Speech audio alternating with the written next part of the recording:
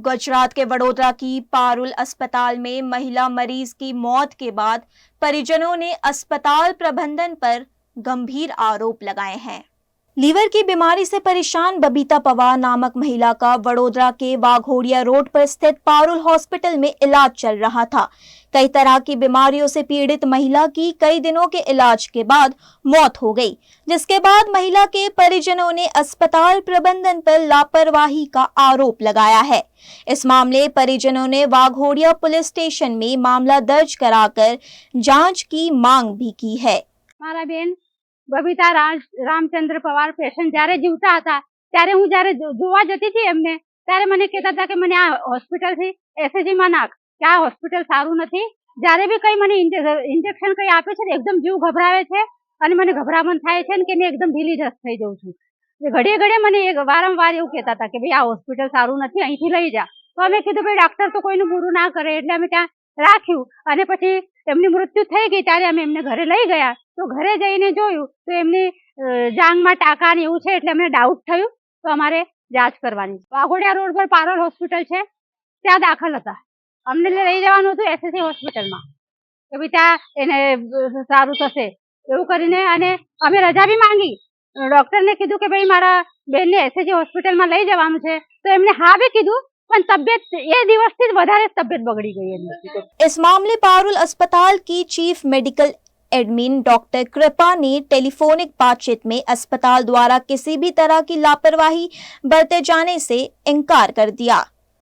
कृपा ma'am, Parul hospital में आज एक पेशेंट की डेथ हुई है और उन लोगों ने आरोप लगाए हैं कि आप लोगों ने कुछ गलत तरीके से ऑपरेशन किया पेशेंट का। सच्चाई क्या है मामले की? पेशेंट का एक्चुअली ऑपरेशन जिसको बोलते हैं वैसा नहीं हुआ है।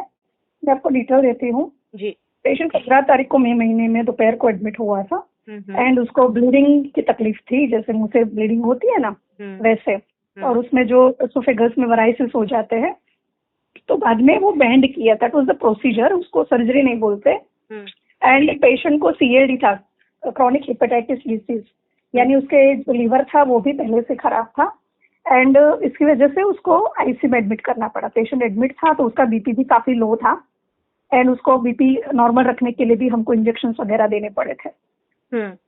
ग्रेजुअल प्रोसेस, और जब पेशेंट एडमिट हुआ था तभी ही उसकी जनरल कंडीशन पुअर थी और रिलेटिव को एक्सप्लेन भी किया हुआ था। पेशेंट को डेली जब भी आईसीयू में राउंड लेते थे डॉक्टर, पेशेंट को एग्जामिन करने के बाद में हमारा एक प्रोटोकॉल होता है कि रिलेटिव से काउंसलिंग करते हैं। तो काउंसलिंग की गई है, पेशेंट की डे टू डे काउंसलिंग भी हुई है और पेशेंट की कंडीशन भी समझाई गई है। एंड उसके ग्रेजुअली क्या है कि ऐसे पेशेंट क्या सिक होते हैं तो सिक पेशेंट में आगे जाकर दूसरी भी डिसीज होने की संभावना रहती है। तो उसका लंग भी खराब हो गया था, ऑल्दो पेशेंट को पहले से ये सब सारी तकलीफें थी और इस बार उसको एग्जैगरेटेड हुआ है। एंड देन पेशेंट को वेंटिलेटर पे रखा गया एंड जब लंग खराब हुए तो उसको टीबी भी डायग्नोस हुआ और लंग खराब हुए उसके बाद में पेशेंट को वेंटिलेटर पे रखना पड़ा और उसकी भी ट्रीटमेंट हुई। हमने हमारी तरफ से पेशेंट को सर्वाइव करने के लिए भी बहुत सारी कोशिशें करी।